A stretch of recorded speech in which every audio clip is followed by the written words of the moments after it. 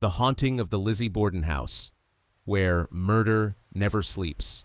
Welcome to Fall River, Massachusetts, a city where the past refuses to stay buried.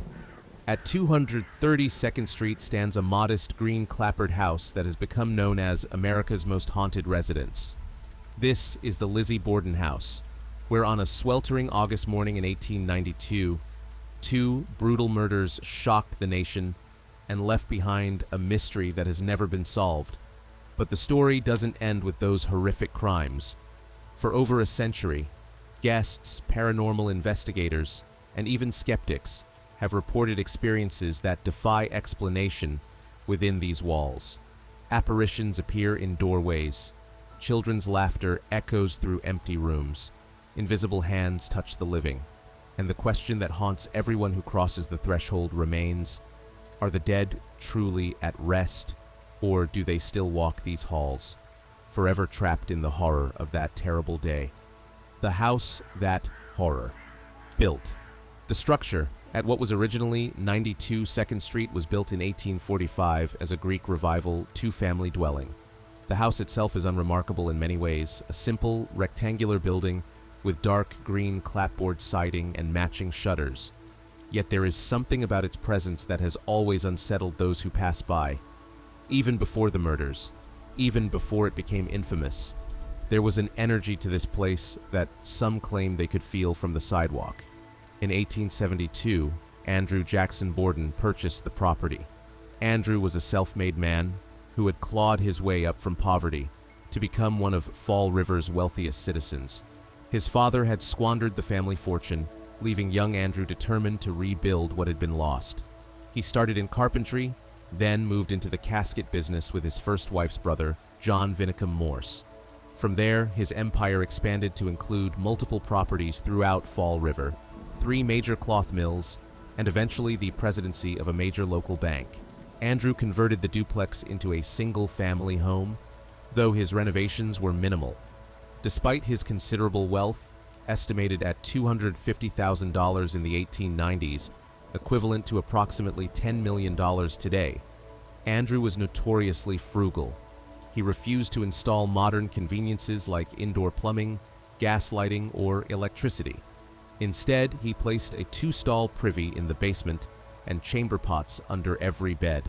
For a man of his station, living in such modest circumstances in downtown Fall River rather than in the fashionable Hill neighborhood was highly unusual. But Andrew wanted to be close to his business interests on Main Street, and he saw no reason to waste money on luxuries. The house's layout was peculiar, a remnant of its duplex origins. The second floor had no hallways, the front stairs led only to the daughters' bedrooms and the guest room, while the back stairs accessed the parents' bedroom and the third-floor attic, where the maid lived. This architectural oddity meant the household essentially lived in 2 separate spaces, a physical manifestation of the emotional distance that would eventually tear the family apart. Andrew moved into the house with his second wife, Abby Andrew Borden, whom he had married in 1865, 2 years after the death of his first wife, Sarah. He also brought his 2 daughters from his first marriage, Emma, born in 1851, and Lizzie, born in 1860. The family was completed by their live-in maid, Bridget Sullivan, a 25-year-old Irish immigrant who occupied the attic room. The Borden family, a house divided. To understand the haunting, you must first understand the dysfunction that permeated every corner of this house, long before blood was spilled. The Borden household was not a happy one. It was a place where resentment festered, where words were weapons, and where the bonds of family had long since frayed. Andrew Jackson Borden was 70 years old in 1892. He was a tall, thin man who always dressed in black, regardless of the weather. His neighbors described him as severe, cold, and obsessed with accumulating wealth while spending as little as possible. He was not well liked in Fall River. Many saw him as a cruel landlord and a harsh businessman. His relationship with his daughters had grown increasingly strained over the years, particularly regarding money and property. Abby Andrew Borden was 64 years old and had been Andrew's wife for 27 years. At 37, she had been considered past marriageable age when Andrew proposed, and many speculated that she had married him for his money and the respectability his name provided. Abby was short and stocky, and she suffered from various health ailments. She was not the daughter's biological mother, and Lizzie, in particular, made no secret of her disdain. Lizzie refused to call Abby mother or even stepmother, instead referring to her coldly as Mrs. Borden. According to testimony, Lizzie and Emma rarely ate meals with their parents, choosing instead to take their food separately. Lizzie Andrew Borden was 32 years old, unmarried, and still living at home. This was not entirely unusual for the era, but it was a source of frustration for Lizzie, who desperately wanted to live among Fall River's elite society. She was active in her church, teaching Sunday school and serving as secretary-treasurer of the Christian Endeavor Society. She was involved with the Women's Christian Temperance Union and the Ladies' Fruit and Flower Mission. By all external appearances, Lizzie was a respectable, charitable young woman from a prominent family. But beneath that veneer, tensions simmered. Emma Lenora Borden was 41 years old and Lizzie's closest ally. The sisters shared a bond forged by their mutual resentment of their stepmother and their father's penny-pinching ways. Emma was away visiting friends on the day of the murders, a fact that would later be scrutinized by investigators. Bridget Sullivan, whom the family called Maggie after their previous maid, was the household servant. She had emigrated from Ireland and had been with the Bordens for several years. She performed all the cooking, cleaning, and household labor. Andrew's treatment of Bridget was another source of gossip in Fall River. He reportedly cut off heat to her attic room, even in winter, and the family's habit of calling her by the wrong name was seen as a sign of their casual cruelty. The tensions in the house had been building for years, but they reached a breaking point in the months before the murders. The catalyst was property. Andrew had been giving real estate to members of Abby's family, including a house to her sister. When Lizzie and Emma learned of this, they demanded property of their own. Andrew reluctantly sold them a rental property they had previously lived in for $1. A few weeks before the murders, the sisters sold it back to him for $5,000, equivalent to about $170,000 today. But the transaction only deepened the rift. There was also the incident with the pigeons. In May 1892, Andrew killed multiple pigeons in the barn with a hatchet, claiming they carried diseases. Lizzie had recently built a roost for the birds and was reportedly devastated by her father's actions. The detail would later seem grimly ironic, given the weapon used in the murders. In July 1892, the tension became unbearable. Both Emma and Lizzie left for extended vacations in New Bedford. They returned a week before the murders, but Lizzie chose to stay in a local rooming house for 4 additional days before finally returning to 2nd Street. When she did come home, the atmosphere in the house was poisonous. The days before, omens and illness. The week before the murders was marked by strange occurrences and mounting dread. On August 1st, 3 days before the killings, Lizzie visited a local drugstore and attempted to purchase prussic acid, a deadly poison. The druggist, Eli Bentz, refused to sell it to her. Lizzie claimed she needed it to clean a fur coat. This detail would later become crucial evidence, though it was ultimately ruled inadmissible at her trial. That same day, Lizzie paid a visit to her neighbor and friend, Alice Russell. According to Alice's later testimony, Lizzie seemed agitated and fearful. She told Alice that she believed someone had been trying to poison the family. She also expressed a vague sense of foreboding, saying she feared something terrible was going to happen. She mentioned that she'd heard of a barn being burned on their property and was worried about violence. John Vinicum Morse, the brother of Andrew's deceased first wife Sarah, arrived at the Borden house on the evening of August 3rd. John was 60 years old and rarely visited the family after his sister's death. His sudden appearance to discuss business matters with Andrew would later strike investigators as suspicious, particularly given the timing and the supposedly perfect alibi he would provide for the murder of Abby Borden. On the night of August 3rd, the entire household fell violently ill. Andrew, Abby, Lizzie, and Bridget all suffered from vomiting and severe stomach distress. They suspected food poisoning, possibly from contaminated mutton they had eaten. Abby was so concerned that she visited a doctor, telling him she feared the family was being deliberately poisoned. The doctor dismissed her concerns, attributing the illness to spoiled food. But the incident cast a shadow over the house, adding to the atmosphere of suspicion and dread. Despite their illness, the family rose early on August 4th. It was already oppressively hot, with temperatures that would eventually reach 100 degrees Fahrenheit. The heat would become a significant factor in the day's events, making already unbearable tension even more suffocating. August 4th, 1892. The morning of horror. Thursday, August 4th, 1892 began like many others in the Borden household. Around 7 in the morning, the family gathered for breakfast. Andrew, Abby, Bridget, and John Morse sat down together to eat. Lizzie, as was her habit, ate separately. The meal included mutton from the night before, despite everyone's recent bout of food poisoning. They also had Johnny cakes, a type of flatbread, and coffee. After breakfast, John Morse spoke with Andrew in the sitting room for nearly an hour. Around 8:45 in the morning, Morse left the house to visit relatives and check on buying a pair of oxen. He said he planned to return around noon. Shortly after Morse's departure, Andrew also left the house for his usual morning walk to check on his various business interests around Fall River. This left Abby, Lizzie, and Bridget in the house. Abby gave Bridget instructions to wash the windows, both inside and out. It was grueling work, especially in the oppressive heat, and Bridget was still feeling the effects of the previous night's illness. As Bridget worked on the windows, Lizzie claimed she was in the dining room, ironing handkerchiefs. Sometime between 9 and 9:30 in the morning, Abby went upstairs to the guest room where John Morse had slept. She was going to make the bed and tidy the room. It was unusual for Abby to perform this chore herself, as it was typically done by Lizzie, Emma, or Bridget. But on this particular morning, Abby climbed the front stairs and entered the guest room alone. She never left that room alive.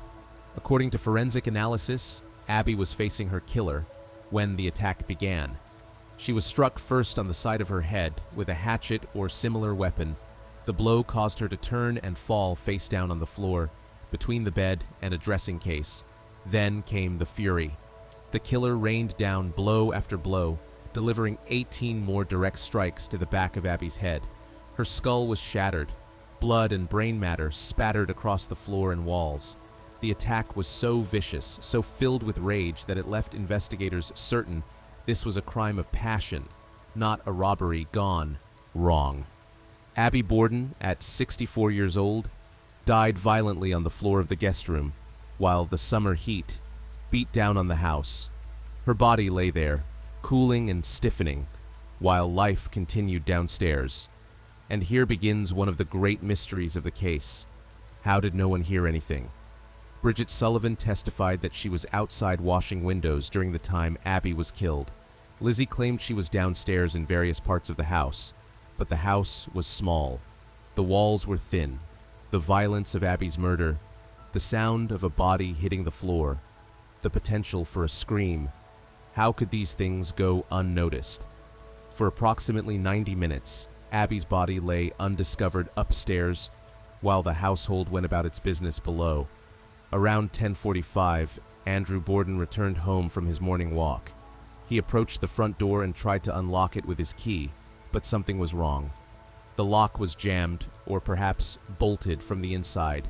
He knocked and called out. Bridget, hearing the commotion, came from the kitchen to let him in. This is where another chilling detail emerges.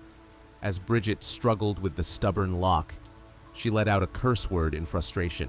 In that moment of struggle, with Bridget's attention focused on the door, she heard something that would haunt her for the rest of her life.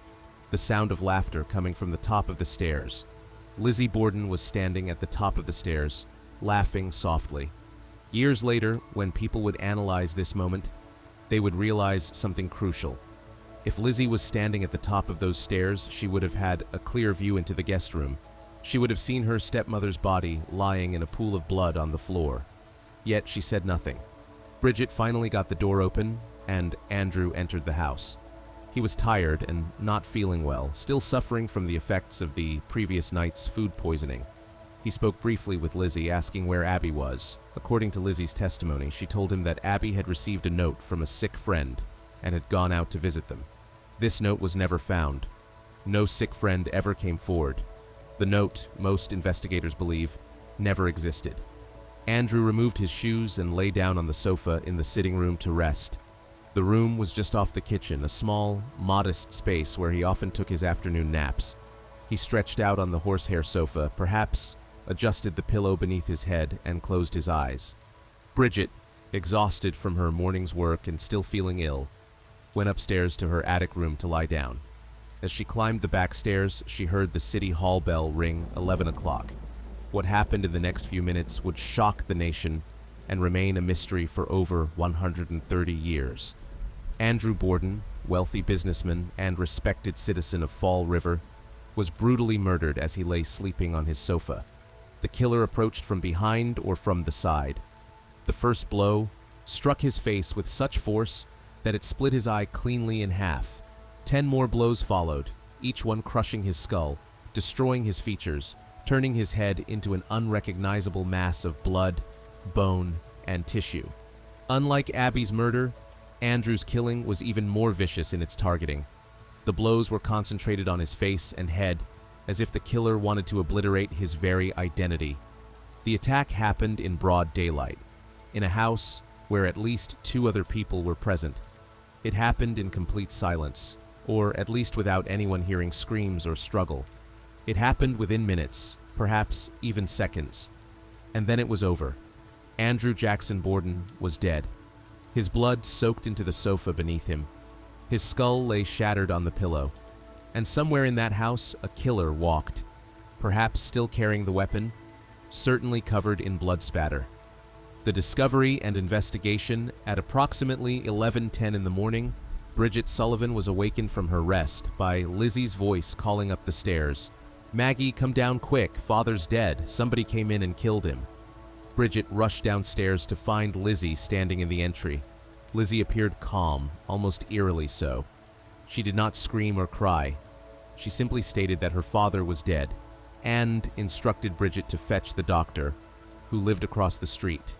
Dr. Seaborn Bowen arrived within minutes, as did neighbor Adelaide Churchill, who had heard the commotion. When Dr. Bowen examined Andrew's body, he was struck by the freshness of the wounds. Blood was still oozing from the injuries. Based on his medical knowledge, Bowen estimated that Andrew had been dead for only 10 to 20 minutes. Where was Abby? This question soon became paramount. Lizzie told those gathered that she believed her stepmother had gone out after receiving a note. But something didn't sit right with the investigators. Adelaide Churchill volunteered to search the house. She checked the first floor, finding nothing. Then she began to climb the front stairs to the second floor. As Adelaide reached the top of the stairs and looked toward the guest room, she saw something that would haunt her nightmares for years to come. Abby Borden's body, lying face down on the floor, in a massive pool of congealed blood. The discovery of Abby's body changed everything. This was not a random intruder killing Andrew during a botched robbery. This was a double murder, carefully executed with both victims attacked in their own home. And the condition of Abby's blood, cold and thick, compared to Andrew's fresh, flowing wounds, told a horrific story. Abby had been dead for at least 90 minutes, perhaps closer to 2 hours, before Andrew was killed. The killer had murdered Abby, then waited. Perhaps they cleaned themselves up. Perhaps they hid the weapon. Perhaps they simply stood in that house, knowing a corpse lay upstairs, and waited for Andrew to return home so they could kill him too. The police arrived in force, though many officers were delayed because they were attending a function at Rocky Point. The crime scene was mishandled from the start. Officers tramped through the house, contaminating evidence. Dozens of people, including neighbors and curiosity seekers, wandered through the rooms. The bodies of Andrew and Abby were left where they fell for hours while photographers documented the scene and doctors performed initial examinations. In a detail that seems almost unbelievable today, The autopsies were performed on the dining room table of the Borden house itself. Andrew and Abby's bodies were placed on the same table where the family had eaten countless meals, and their remains were examined, their skulls opened, their organs inspected, while family members and investigators moved through the house. The investigation quickly focused on Lizzie. She was the only family member in the house when both murders occurred, aside from Bridget, whose timeline could be verified. Lizzie's story had inconsistencies. She claimed to have been in the barn loft looking for sinkers for a fishing trip, but investigation of the barn showed no evidence of recent disturbance in the thick dust that covered the loft floor. Her timeline didn't quite add up. The mysterious note for Abby was never found, and there was the matter of her behavior, the strange calmness, the lack of visible grief. On August 6th, police performed a more thorough search of the house and informed Lizzie that she was now a suspect. The next day, Sunday, August 7th, Lizzie was observed by multiple witnesses burning a dress in the kitchen stove. When questioned, she explained that the dress had been stained with paint and was no longer wearable, but the timing was damning. The murder weapon was never definitively identified. Police found a hatchet head in the basement, its handle apparently freshly broken off. The hatchet head appeared to have been cleaned, possibly washed or rubbed with ashes to remove blood. It fit the wounds on the victim's skulls, but prosecutors could never prove beyond doubt that this was the weapon, and defense attorneys pointed out that many households owned similar hatchets.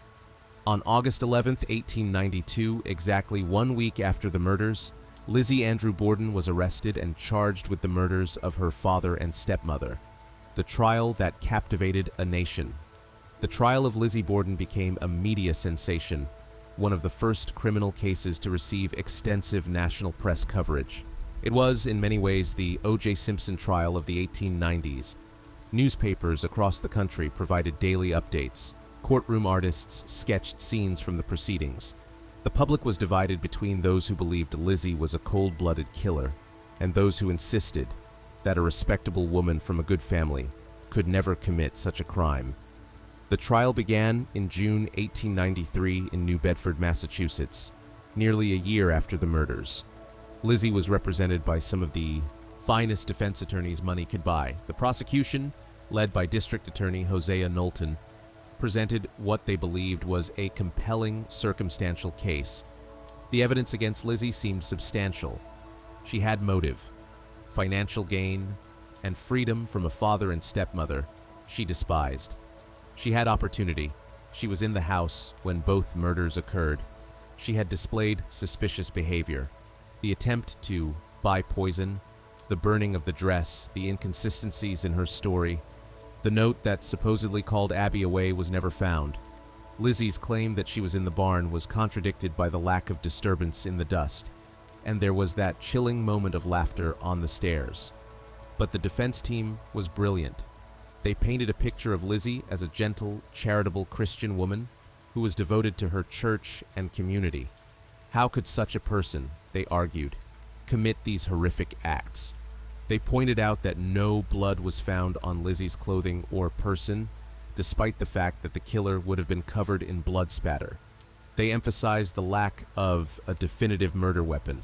They suggested that an unknown intruder could have committed the crimes, though they struggled to explain how such a person could have entered and exited the house unseen. The defense also played on Victorian-era prejudices and assumptions. The jury consisted of 12 white Protestant men. The idea that a woman of Lizzie's social standing could commit such violent murders was, to many of them, simply unthinkable. Women were seen as gentle, refined creatures, incapable of such brutality. The prosecution's case, strong as it seemed, was entirely circumstantial. There were no eyewitnesses to the actual murders. The evidence was suggestive but not conclusive. One crucial piece of testimony was excluded from the trial: Lizzie's statements during the inquest held shortly after the murders. During that inquest, Lizzie had contradicted herself repeatedly, given vague and evasive answers, and generally behaved in ways that suggested guilt or at least deep deception. But the judge ruled this testimony inadmissible, a major blow to the prosecution. The trial lasted 13 days. On June 20th, 1893, after deliberating for just an hour and a half, the jury returned with their verdict. Not guilty. Lizzie Borden walked out of the courthouse a free woman. When reporters asked how she felt, she replied, "I am the happiest woman in the world." But her freedom came with a price. Fall River society, which had been divided during the trial, largely turned against her. She was ostracized, excluded from the social circles she had once desperately wanted to join. Many people believed she had literally gotten away with murder. Life after the verdict. Despite being acquitted, Lizzie could not escape the shadow of suspicion. She and Emma used their inheritance from Andrew's estate to purchase a grand Victorian mansion at 7 French Street in Fall River's prestigious Hill neighborhood, the very area where Lizzie had always dreamed of living. She named the house Maplecroft. It had 7 bedrooms, 6 fireplaces, and all the modern conveniences that Andrew had denied his family at 2nd Street. Lizzie began calling herself Lisbeth A. Borden, perhaps an attempt to distance herself from the woman who had been on trial for murder. For a few years, Lizzie and Emma lived together at Maplecroft, but in 1905, after a mysterious falling out, Emma moved out and the sisters never spoke again. The reasons for their estrangement remain unknown, though there has been much speculation. Did Emma learn something about the murders? Did Lizzie confess? Did they simply grow apart under the weight of their shared trauma? We will never know. Lizzie lived at Maplecroft until her death, becoming increasingly reclusive.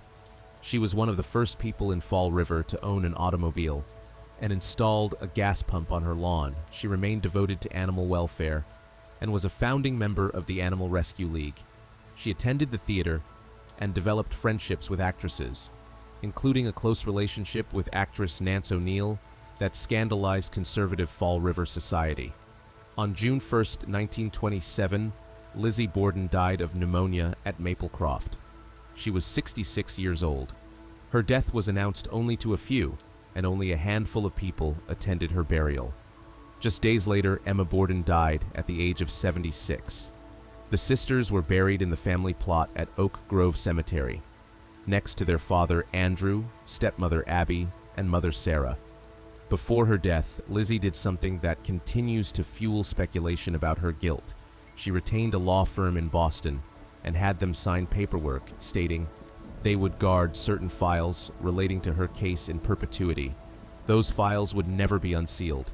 Whatever secrets Lizzie wanted to keep, whatever truth about that August day she possessed, it died with her and remains locked away in those files to this day. The house on 2nd Street passed through various owners after Lizzie and Emma sold it in 1918. It served different purposes over the years, including as offices for Smart Advertising in Keogh from 1948 to 1995. In 1996, Martha McGinn, whose grandparents had purchased the house in 1948, and Ronald Evans, a longtime employee of Smart Advertising, inherited the property. They made a decision that would forever change the house's legacy. They would open it as a bed and breakfast and museum. The haunting begins when the dead refuse to rest. The transformation of the murder house into a tourist destination might seem macabre, but McGinn and Evans saw an opportunity. As Evans noted in an interview, Salem had turned its witch trial infamy into a thriving tourist industry. Why couldn't Fall River do the same with Lizzie Borden? The Lizzie Borden Bed and Breakfast Museum opened its doors in 1996.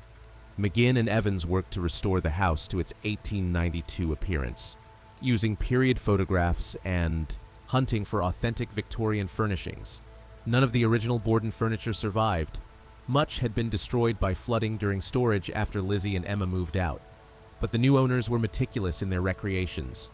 From the very beginning, something was different about this place. The owners, staff, and early guests began reporting experiences they couldn't explain. These weren't vague feelings or easily dismissed anomalies. They were specific, detailed encounters that seemed to suggest the house was not empty of its former residents. Staff members would arrive in the morning to find the bed in the guest room, the John V. Morse room as it came to be called, completely made with hospital corners, despite no one having slept in it. While this could have rational explanations, the pillows would be perfectly fluffed, the coverlet smooth, with a precision that seemed unusual. Guests who stayed in that room began reporting an overwhelming feeling of dread, particularly at night. Some guests described waking in the middle of the night to find the sheets and blankets tightening around them, pulled taut as if someone were tucking them in with great force. They would feel pressure on their legs and chest, as if invisible hands were smoothing the covers. The sensation was accompanied by the sound of gentle humming, almost like a lullaby. Others reported seeing a heavy-set woman in Victorian dress walking through the second-floor hallway. She would appear solid and real, dressed in a dark dress with her hair pulled back. Guests would assume she was a staff member, or perhaps a tour guide. They would call out a greeting or approach to ask a question, only to have her vanish before their eyes. The description always matched Abby Borden. The most chilling reports from the guest room came from those who experienced what has become known as Abby's morning. Guests would wake just before dawn to the sound of footsteps in the hallway, followed by someone entering the room. They would see the outline of a woman moving around the room, straightening things, adjusting the curtains. Then the figure would approach the bed, and guests would feel the sensation of someone sitting down beside them. They would hear breathing, feel the mattress compress under an invisible weight. Some reported feeling cold hands touching their faces or stroking their hair, and then, suddenly, the presence would be gone, leaving behind only an icy chill in the air.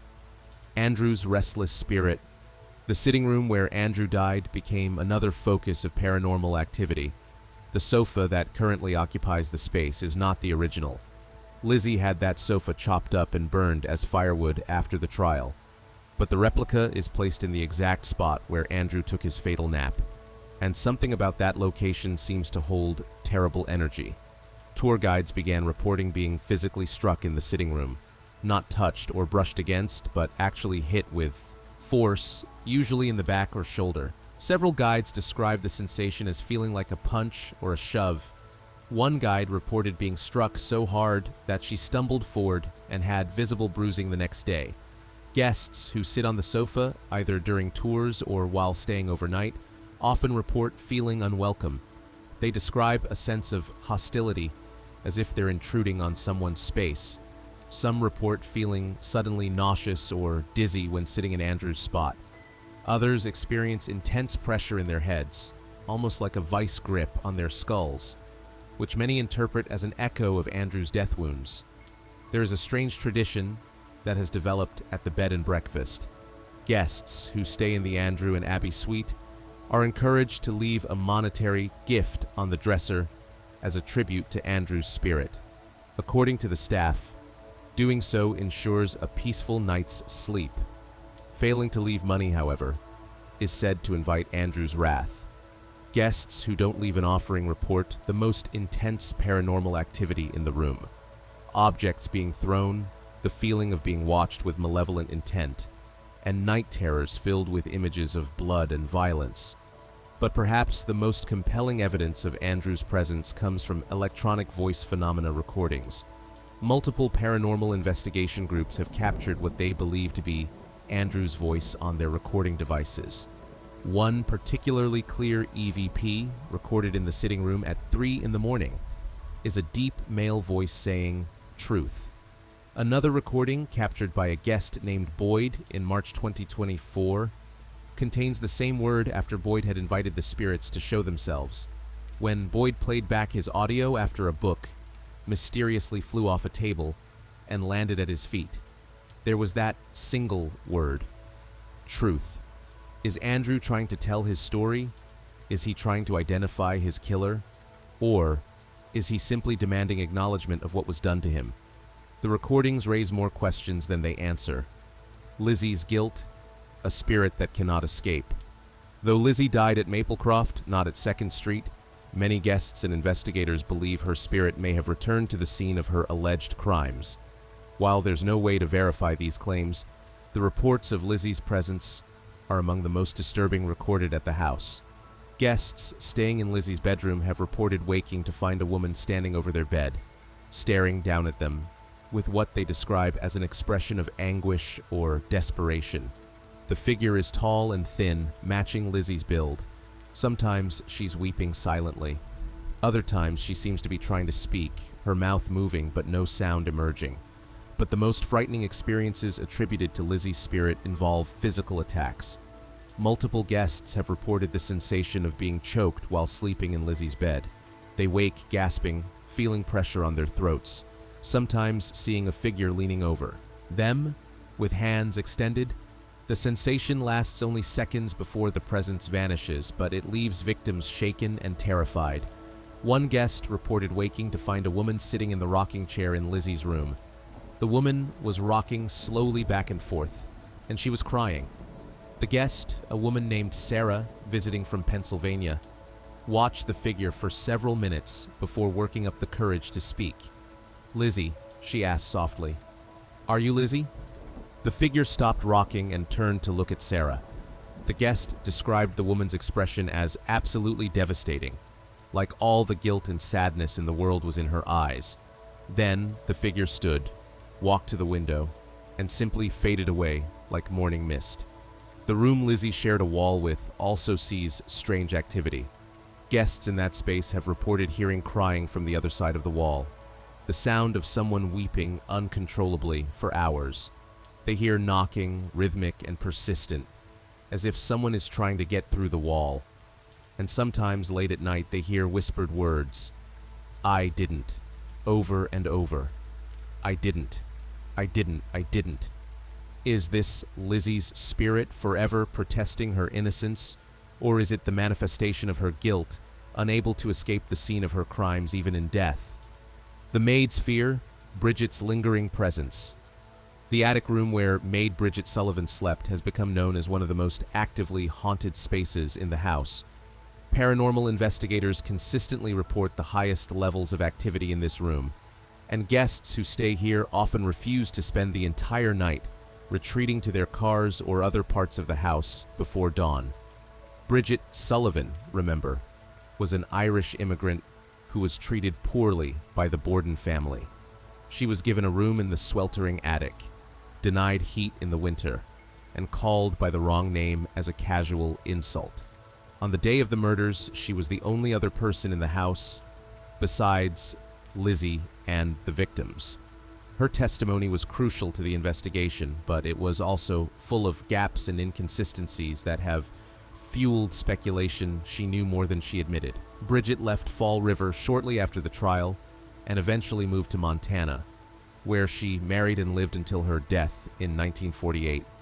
She rarely spoke about the murders and always maintained that Lizzie was innocent. But speculation persists about whether she knew more than she revealed. Did she help cover up the crimes? Some researchers have even suggested she might have committed them herself, though evidence for this remains thin. Whatever secrets Bridget carried, if any, some believe she brought them back to 2nd Street after death. The activity in her room is relentless. The old rocking chair that sits in the corner is frequently found rocking on its own, sometimes for hours at a time. Guests report hearing footsteps pacing back and forth in the attic when no one is up there. The sound of crying, heavy and broken-hearted, echoes from that room throughout the night. One of the most documented incidents in Bridget's room involved the previous owner, Martha McGinn. She decided to spend a night in the room to see if the stories about its haunted nature were true. When she settled into bed for the night, the rocking chair was across the room, several feet away.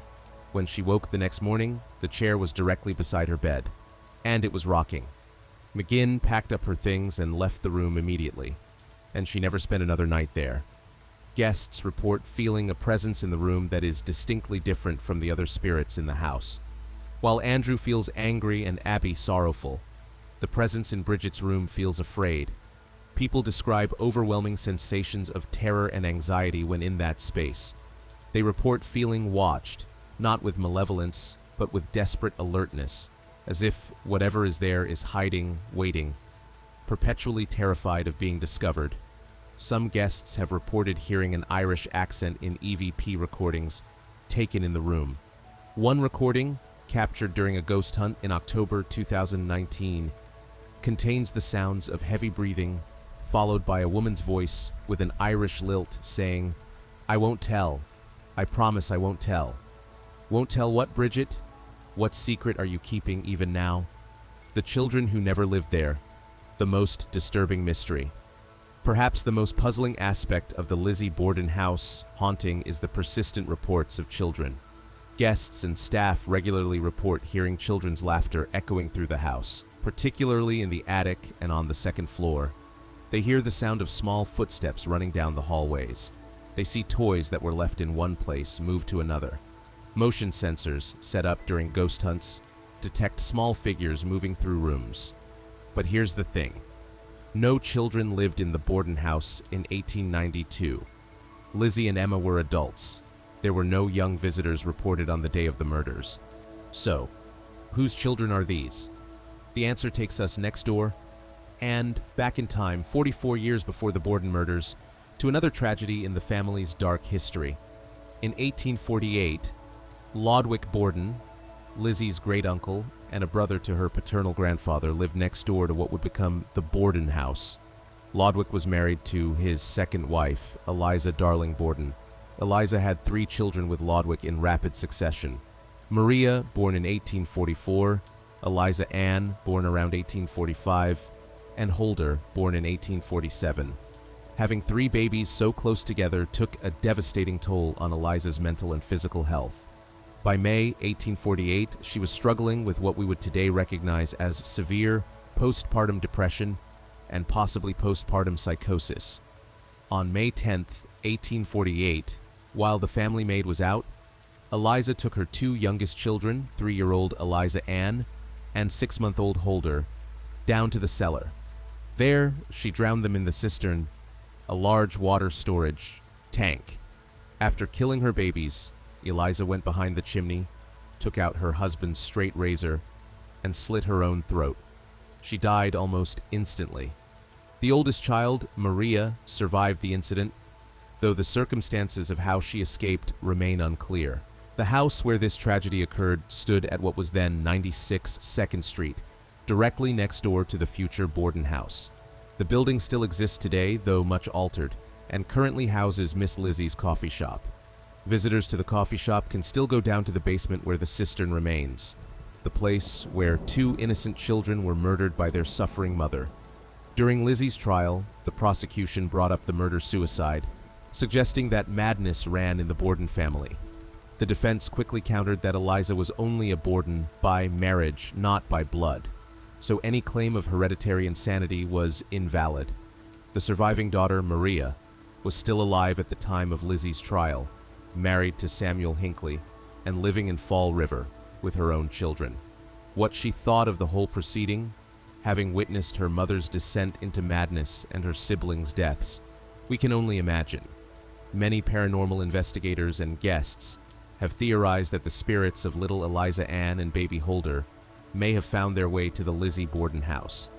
This remains speculative, but the theory suggests that the traumatic energy of the Borden murders could have created a kind of vortex or beacon that drew these other lost souls.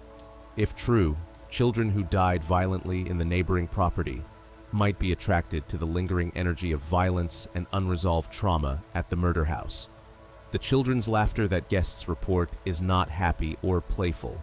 It's described as off-key, unsettling, sometimes almost mocking. Guests report seeing small shadows darting across doorways. They find their belongings moved or rearranged. Toys left in the attic rooms are found in different positions the next morning. During ghost hunts, motion sensors placed in empty rooms detect movement at a height consistent with small children. One particularly disturbing incident involved a guest named Boyd, who stayed at the house in March 2024. He was alone in his room, which adjoined the attic spaces, when he stepped out briefly to meet some other guests. When he returned to his room, he found a doll lying face down on his bed, a doll that had not been there before. The doll had been sitting on a shelf in the neighboring room. Boyd thanked the children for wanting to play with him and returned the doll to its proper place. But later that night, he found the doll back on his bed again. Some guests report hearing children crying in the night, a sound of inconsolable grief that seems to come from everywhere and nowhere at once. Others have captured EVP recordings that contain what sound like young voices, though the words are difficult to make out. And there are the reports of children's cold hands touching guests' faces or grabbing at their clothing, as if the spirits are seeking comfort or attention from the living.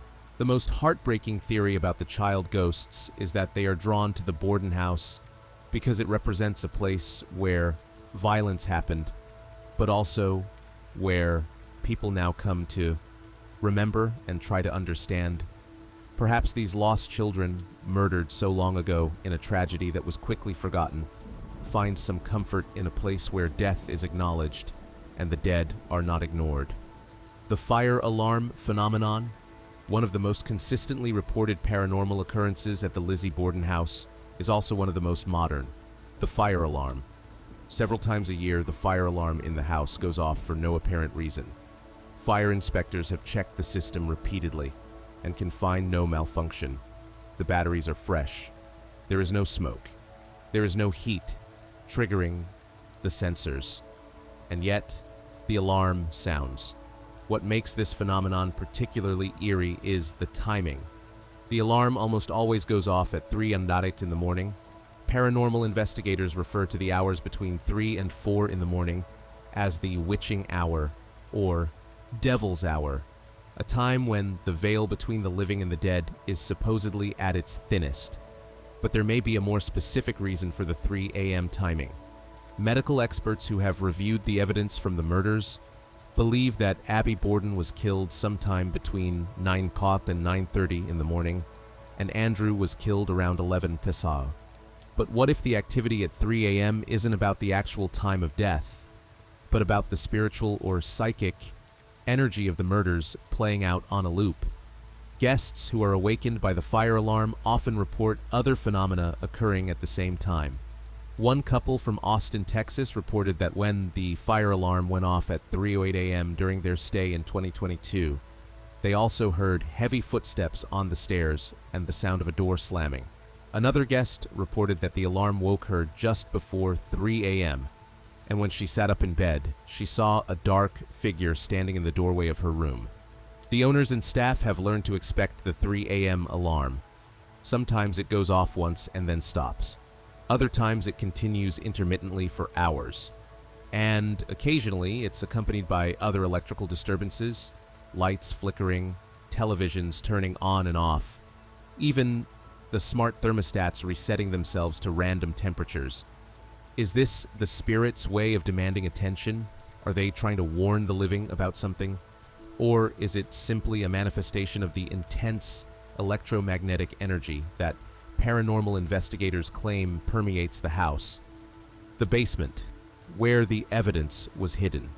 The basement of the Lizzie Borden house is a place that even the bravest visitors approach with trepidation. It's a maze of shadowy spaces, low ceilings, and corners that seem to absorb light. During Lizzie's lifetime, this was where the privy was, located where the washing was done, and where, investigators believe, the murder weapon was found. The handleless hatchet discovered in the basement was the prosecution's best candidate for the murder weapon, though they could never prove it conclusively. The handle appeared to have been freshly broken off, and the head seemed to have been cleaned, possibly rubbed with ashes to remove blood. But was this the actual weapon, or just a convenient hatchet that happened to be in the basement? Today, guests who venture into the basement report some of the most intense paranormal experiences in the entire house. The atmosphere is oppressive, thick with a feeling of dread and malevolence. Electronic equipment malfunctions with alarming frequency in the basement.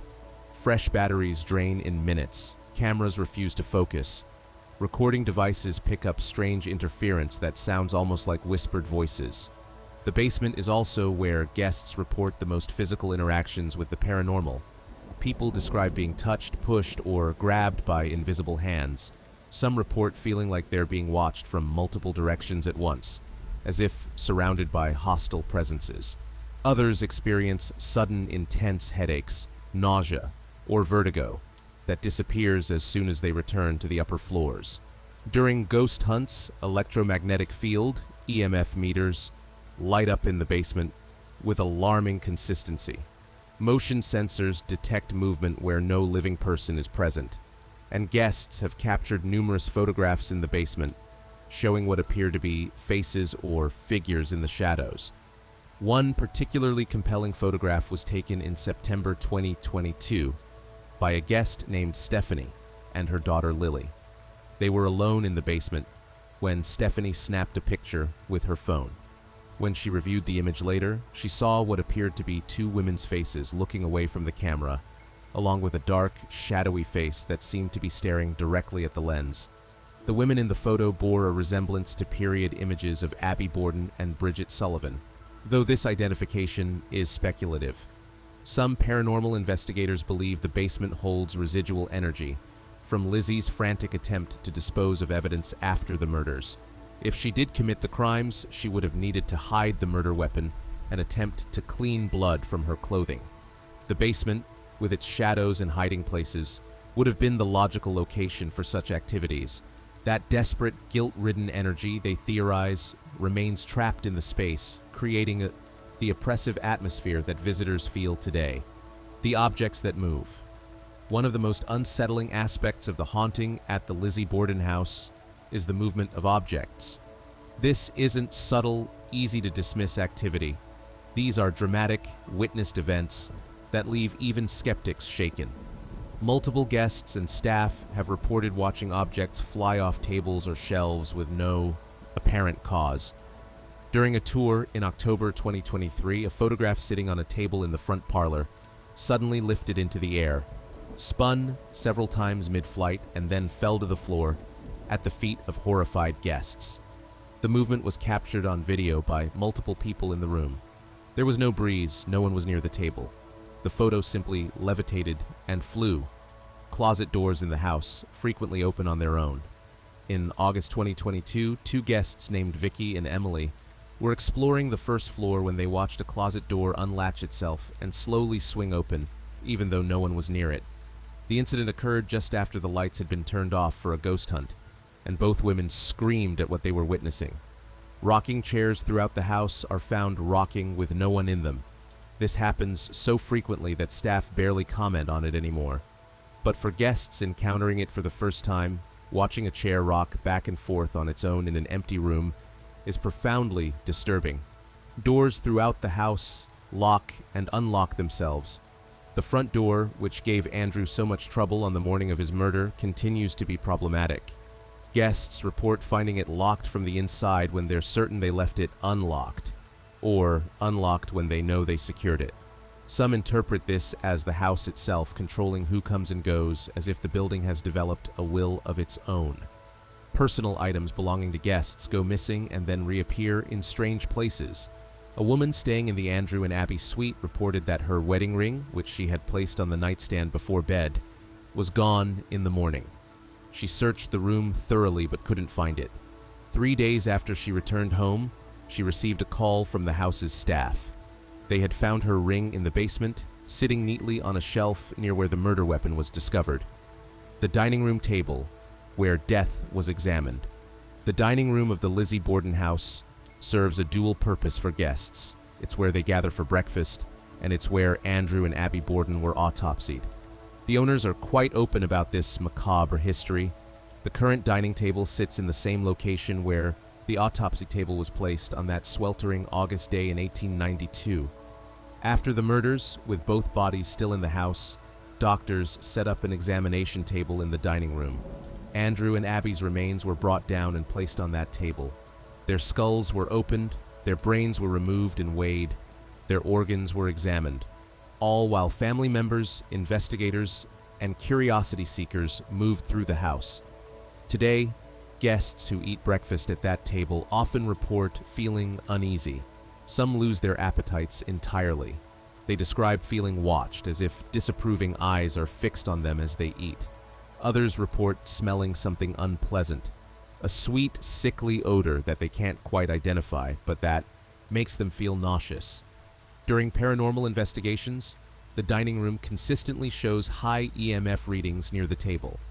Investigators have captured EVP recordings in this room that contain what sound like medical terms or procedures being discussed. One recording includes a man's voice saying what sounds like skull or skill. Another captures what might be examine Perhaps most intriguing are the reports from mediums and psychics who have visited the house. While such testimonies remain subjective and controversial, multiple sensitives working independently have reported feeling intense psychic impressions in the dining room. They describe visions of the autopsy, seeing the bodies laid out, the doctors working, the smell of blood and death in the summer heat. Some have become physically ill from what they claim are the intensity of these impressions. One psychic, who visited in 2018, became so overwhelmed in the dining room that she had to leave the house entirely. She later described seeing the entire autopsy play out before her eyes like a film, complete with sounds and smells. She saw Lizzie standing in the doorway, watching the procedure on her father with an expression the psychic described as blank and terrifying, like she felt nothing at all. The faces in the photographs. With the advent of digital photography and smartphones, guests at the Lizzie Borden House have captured hundreds of unusual photographs. While some can be explained as lens flares, shadows, or simple tricks of light, others are more difficult to dismiss. One of the most famous photographs taken at the house shows what appears to be a man's face in a mirror. The proportions and features closely match Andrew Borden's appearance in known photographs. The image is clear and distinct, showing what looks like a bearded man with a stern expression. The person who took the photo insists no one was standing where the reflection appears. Multiple guests have captured what appear to be faces in the windows of the house, both from inside looking out and from outside looking in. These faces typically appear when no one should be in those rooms. They're often described as looking translucent or ghostly, there one moment and gone the next. Shadow figures appear frequently in photographs taken in the house. These aren't vague dark spots, but defined shapes that look like human silhouettes. Some appear to be watching the camera. Others seem to be moving through doorways or up staircases. One photograph from 2021 shows what appears to be a tall figure in a long dress, standing at the top of the stairs, in almost the exact spot where Lizzie stood, laughing on the morning of the murders. Orbs are common in photographs taken at the house, though paranormal investigators debate the significance of orbs, as they can often be explained by dust, moisture, or insects. However, some orbs captured at the Borden house display unusual characteristics. They appear to move in intelligent patterns. They show up consistently in the same locations, and they sometimes seem to be surrounded by a faint mist or energy field. Perhaps the most compelling photographic evidence comes from thermal imaging cameras. Paranormal investigation teams have captured thermal images showing what appear to be heat signatures in the shape of human bodies in rooms where no living people are present. These thermal anomalies move, change shape, and sometimes seem to interact with investigators, appearing to approach when called to or retreating when asked to leave. Electronic voice phenomena, the dead speak. Over the 25-plus years that the house has operated as a bed and breakfast, paranormal investigators have recorded more than 100 distinct electronic voice phenomena. These are sounds captured on recording devices that were not audible to human ears at the time of recording, but that appear on playback. The EVPs captured at the Lizzie Borden house are particularly clear and numerous. They include single words, full sentences, names, and even what sounds like conversations. Some of the most compelling EVPs include a woman's voice saying, "Guilty?" in what sounds like a questioning, almost pleading tone. This was recorded in Lizzie's bedroom during a midnight investigation in 2019. A man's voice saying, "Truth," recorded multiple times in the sitting room where Andrew died. This word has been captured by different investigators on different occasions, always in the same location. What sounds like Lizzie's voice saying, "I didn't," recorded in her bedroom. Voice analysis compared this EVP to known recordings of Lizzie Borden's voice made later in her life, and experts noted similarities in tone and cadence. The name Maggie whispered in the attic. This was recorded in Bridget's room and matches the incorrect name the Bordens called their maid. A woman's voice saying, "Help me," in the guest room where Abby was killed. This EVP is particularly disturbing because it sounds genuinely frightened.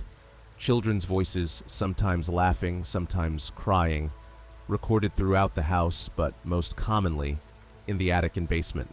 A male voice saying, "Get out," in an angry tone, recorded in the sitting room. Several guests have reported hearing this voice, not just on recordings, but with their own ears, always in the same location where Andrew died. What sounds like the words 40 whacks in a sing-song voice, recorded in the front parlor. This reference to the famous rhyme was captured during a ghost hunt in October 2020. The EVP recordings are particularly convincing because they're often captured by multiple people using different equipment, all recording at the same time. When 3 different devices all capture the same word or phrase at the same moment, it becomes harder to dismiss as equipment malfunction or contamination. The overnight experience. Testing your courage. Staying overnight at the Lizzie Borden House is not for the faint of heart. The house offers several rooms for rent, including the John V. Morse room where Abby died, the Andrew and Abby suite, the Lizzie and Emma suite, and rooms in the attic named after the trial's attorneys. Each room has its own unique paranormal profile, its own stories, its own ghosts. Guests who stay overnight participate in a 2-hour evening tour that covers the house's history and haunted reputation. The tour guides don't hold back on the gruesome details. They show you exactly where each body was found. They explain the wounds, the blood spatter, the theories about the killer's movements through the house. They share previous guests' paranormal experiences and encourage you to remain alert for your own encounters. After the tour, guests are left to spend the night in the house. Some bring their own paranormal investigation equipment, EMF meters, spirit boxes, recording devices, motion sensors. Others simply try to sleep, though few succeed. The house is active throughout the night, with sounds, sensations, and sightings reported with remarkable consistency. Most guests report that the activity intensifies after midnight, with peak experiences occurring around 3 a.m. This is when the footsteps are loudest, when the shadows are darkest, when the sense of being watched is most oppressive. It's also when the bravest guests conduct their own investigations, walking through the house with flashlights and cameras, calling out to the spirits, asking for signs.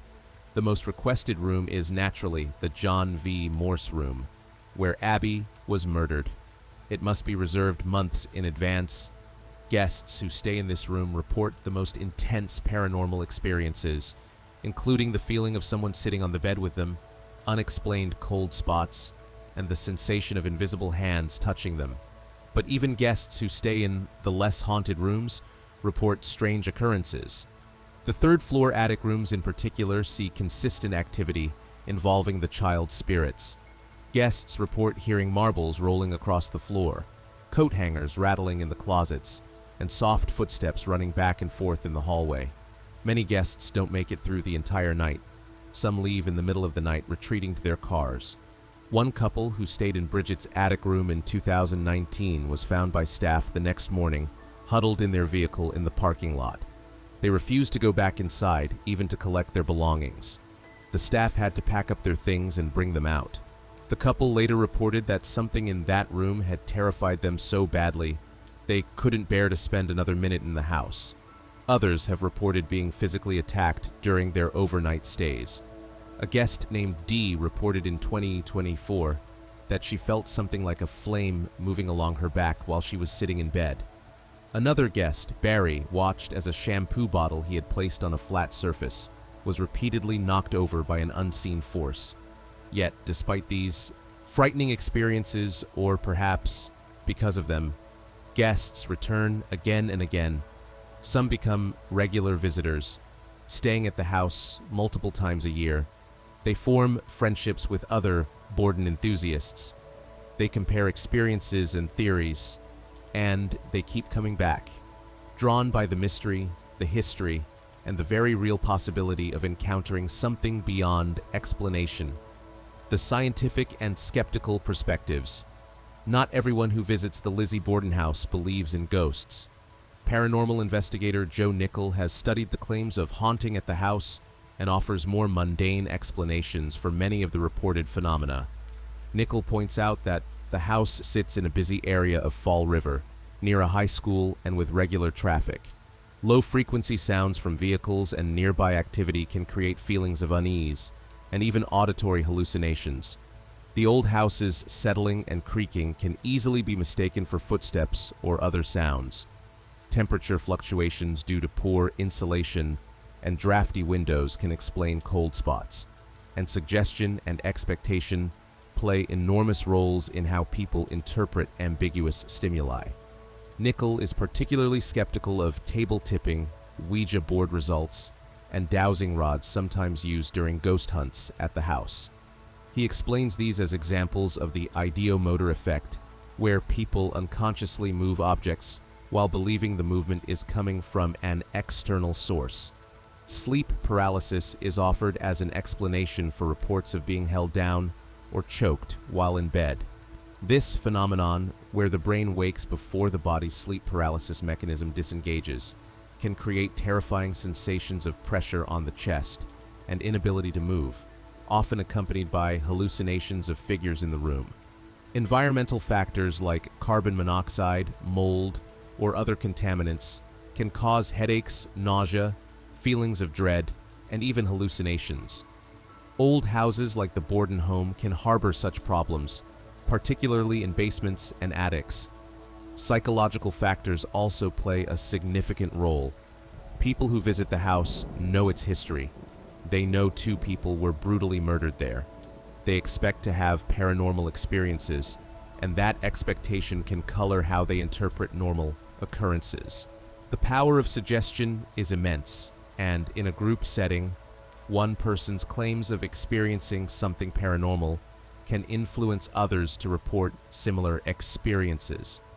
Infrasound, sound waves below the range of human hearing, can cause feelings of unease, anxiety, and even visual disturbances. Old buildings can generate infrasound through various mechanical means, creating the perfect environment for perceived hauntings. However, skeptics like Nickel struggle to explain some of the more dramatic events reported at the house. How do you account for multiple witnesses watching a photograph fly through the air and spin? How do you explain matching EVP recordings captured by different devices simultaneously? What about the consistent reports of specific phenomena in specific locations, reported by guests who have no prior knowledge of previous experiences? The scientific perspective acknowledges that many reported paranormal experiences can be explained through natural causes, but it also admits that some events remain puzzling. The sheer volume and consistency of reports from the Lizzie Borden House, spanning decades and involving thousands of different witnesses, present a challenge to purely skeptical explanations. The broader implications: why this house? Why these ghosts? The haunting of the Lizzie Borden House raises fascinating questions about the nature of hauntings themselves. If we accept, even as a hypothetical, that the paranormal activity reported at the house is genuine, what can it tell us about death, memory, and the persistence of consciousness?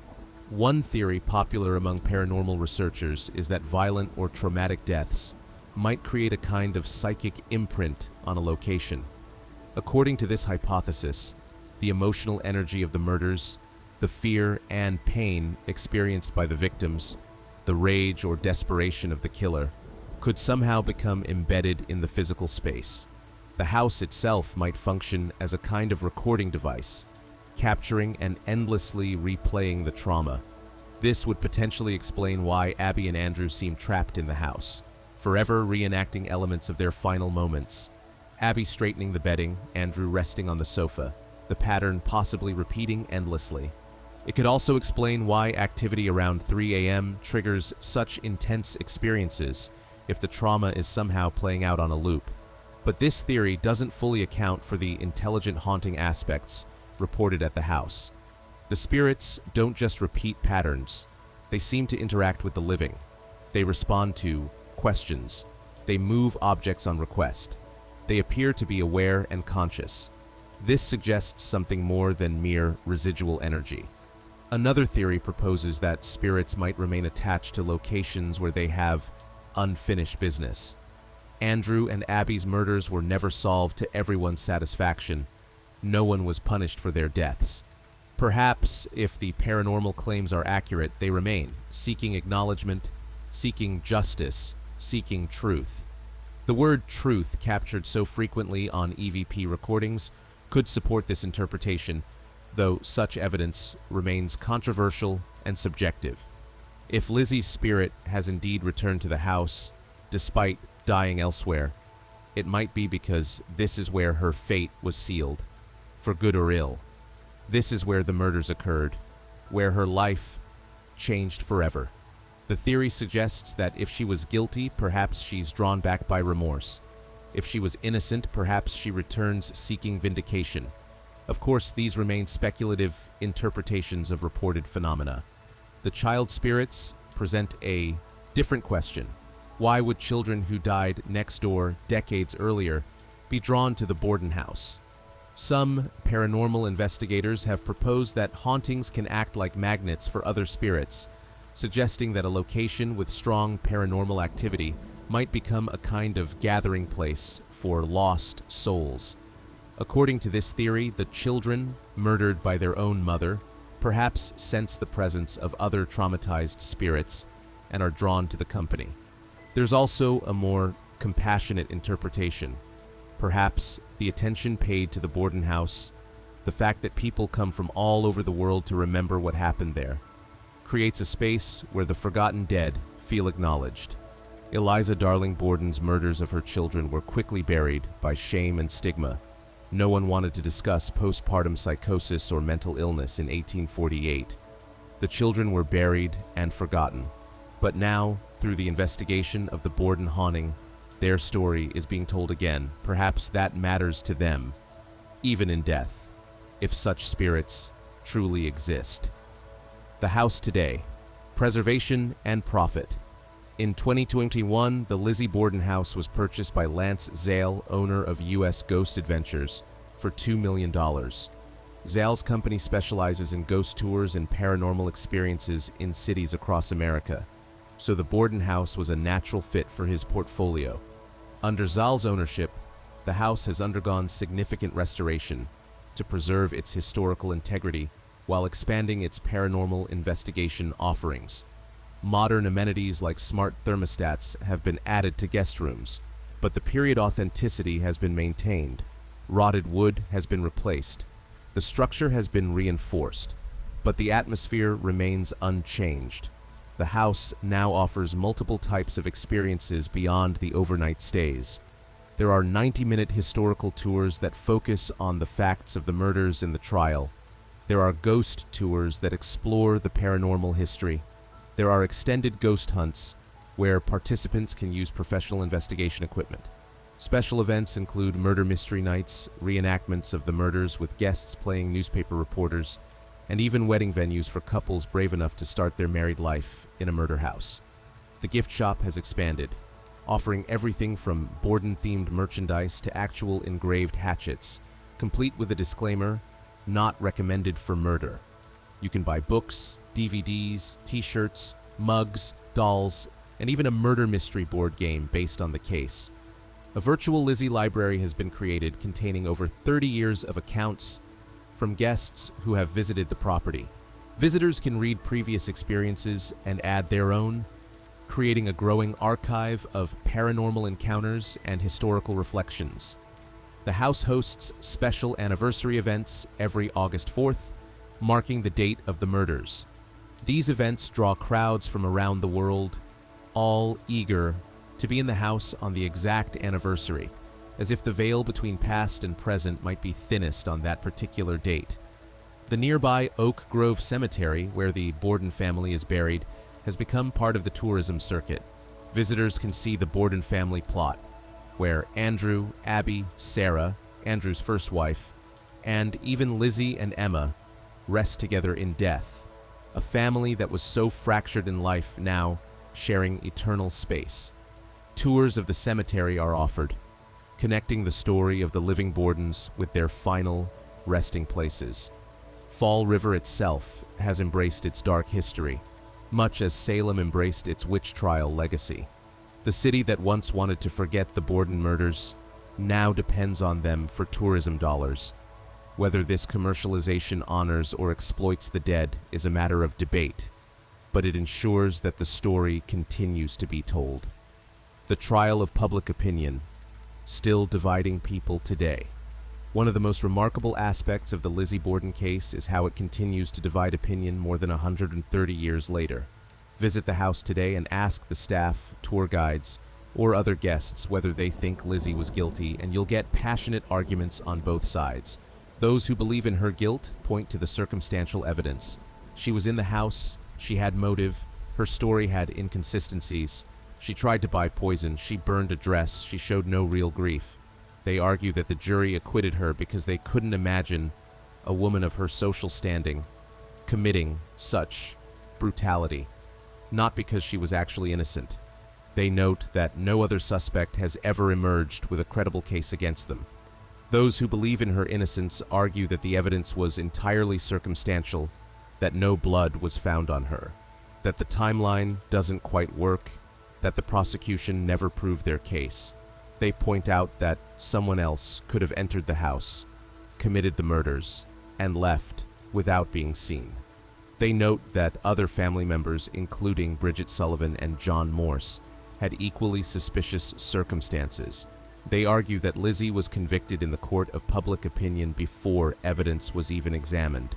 Some visitors come to the house convinced of one position and leave believing the opposite. They walk through the small rooms, see how the house is laid out, consider the timeline, and find their certainty shaken.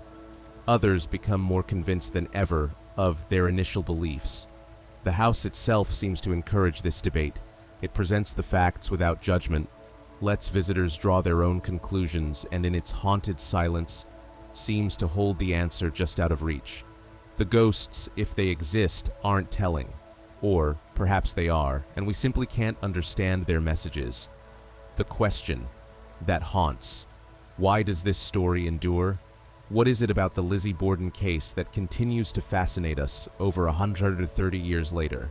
Why do thousands of people every year travel to Fall River to see a modest house where terrible crimes were committed? Why do we keep telling this story, making movies and TV shows and plays and books about Lizzie and her family? Part of the answer lies in the mystery. Unsolved cases fascinate us because they leave room for our imagination, for our own detective work, for endless what-if scenarios. We want to solve the puzzle, to be the one who finally figures out what really happened. Part of it is the family drama. The Borden case has all the elements of a great tragedy: wealth and deprivation, love and resentment, familial bonds and their violent rupture. We can all relate to family tension, even if we've never experienced anything close to the Borden family's dysfunction. Part of it is the gender angle. A woman accused of axe murder was shocking in 1892 and remains fascinating today. It challenges assumptions about feminine nature, about what women are capable of, about how gender influences our judgments of guilt and innocence. And part of it, certainly, is the haunting. The idea that the dead don't rest, that they remain in the places where they suffered, that we might encounter them if we're brave enough to seek them out. This adds a supernatural dimension to an already compelling story. But perhaps the deepest reason we remain fascinated is simpler. The Lizzie Borden case forces us to confront uncomfortable truths about family, violence, and the darkness that can exist in outwardly respectable lives. Andrew Borden was wealthy and respected, but he may have been emotionally abusive and controlling. Abby Borden was a stepmother who never earned her stepdaughter's love. Lizzie was a church-going charity worker who may have been capable of brutal murder. The case reminds us that horror doesn't just come from strangers in the night. It can come from within the family itself, from the people we're supposed to love and trust. The final mystery: are we meant to know? Standing in the Lizzie Borden house today, in the room where Abby died, or the sitting room where Andrew took his last breath, you can feel the weight of history pressing down. This is where it happened. This is where lives ended, and a mystery began that has never been solved. The paranormal activity, if real, suggests that something remains unresolved. The spirits seem restless, trapped perhaps by the violence of their deaths, or by the injustice of a crime that went officially unpunished. They reach out to the living through EVP recordings and physical touch, through apparitions and movement of objects, as if trying to communicate something vital. But what? What do the dead want us to know? Are Andrew and Abby trying to identify their killer? Is Lizzie protesting her innocence or confessing her guilt? Are Bridget and the children simply lost, seeking comfort or attention? Or is the haunting itself the message? A reminder that some stories don't have tidy endings, that some questions remain forever unanswered. Perhaps we're not meant to know what happened on August 4th, 1892. Perhaps the mystery itself is the point. It keeps us asking questions, examining evidence, considering possibilities. It keeps the story alive, and with it, the memory of the people involved, victims and accused alike. The house stands on 2nd Street in Fall River, Massachusetts, its dark green exterior hiding shadows and secrets. Inside, the past and present blur. The living and the dead occupy the same space, separated only by the thinnest of veils. And on quiet nights, when the lights are low and the house settles into itself, you might hear footsteps on the stairs, or children's laughter echoing through empty rooms, or the sound of someone weeping behind closed doors. Welcome to the Lizzie Borden House, where on August 4th, 1892, 2 people were brutally murdered, where a young woman stood trial for her life and was acquitted, where, over a century later, guests still report encounters they cannot explain, where the past refuses to die, where the dead, it seems, walk among the living, where you can sleep in the very room where Abby Borden drew her last breath, and perhaps, if you're brave enough or foolish enough, encounter her ghost still trying to make the bed for guests who were never invited. This is America's most haunted house. This is where history became horror. This is where the question, did Lizzie do it, gives way to an even more unsettling question. Are they still here? The answer, according to hundreds of witnesses over more than 25 years, appears to be yes. The Borden family, the maid who served them, and even the children who died decades before them, all seem to remain in this place, bound by violence, trauma, and unfinished business. If you visit the Lizzie Borden House, whether for a day tour or an overnight stay, go with an open mind. Listen for the sounds that shouldn't be there. Watch for the shadows that move on their own. Feel for the cold spots and the invisible touches. And remember that in this house, the dead are not distant history. They are present, active, and perhaps waiting for you to hear their story. Because in the end, the haunting of the Lizzie Borden House is about more than ghosts and murder. It's about memory and justice, guilt and innocence, truth and lies. It's about a family that destroyed itself and the echoes of that destruction that still resonate today. It's about the thin line between life and death, between past and present, between what we know and what we can never understand. Some mysteries are meant to be solved. Others are meant to endure.